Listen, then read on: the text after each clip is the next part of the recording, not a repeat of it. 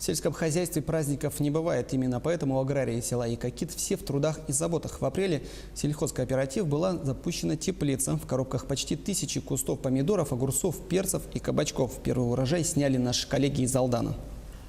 Работа без выходных, но она только в радость и удовольствие, говорят жительницы села Якакит Раиса и Валентина. Женщины – овощеводы, они трудятся в теплице сельхозперерабатывающего кооператива. А в сельском хозяйстве, как известно, выходных и праздников не бывает.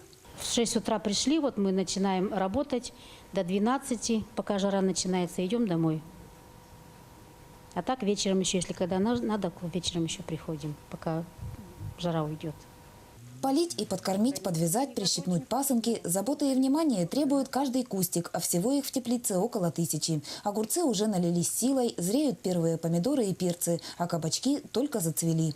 Земля есть земля. На земле, вот если мы родились, мы и любим эту землю. Конечно, тяжелый труд, но вот мы в деревне живем, да? Мне кажется, тяжело, грядки, а почему-то для нас оно легко. Овощеводство для Якакитского сельхозкооператива – направление новое. Экспериментальная теплица была запущена зимой. 2 апреля сотрудницы высадили рассаду, а 26 мая сняли первый урожай огурцов. Сейчас съемка производится каждые несколько дней. Где-то 20 килограмм в день мы сейчас собираем. Должно немножко увеличиться еще, потом еще помидоры появятся. И где-то до ноября месяца мы планируем получать огурцы, помидоры.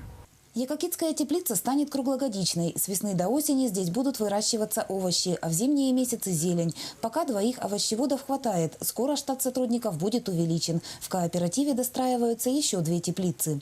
Никаких изменений не будет. Немножко там увеличим площадь земли в самой крытом помещении.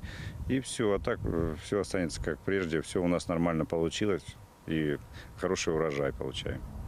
В будущем общая урожайность 3 теплиц сможет покрыть потребности в овощах населения всего района. Летом Валентина и Раиса также планируют привести в порядок прилегающую к теплице территорию и разработать грядки. Татьяна Вахнина, Сергей Шипачев, Алданский район, село Якакит.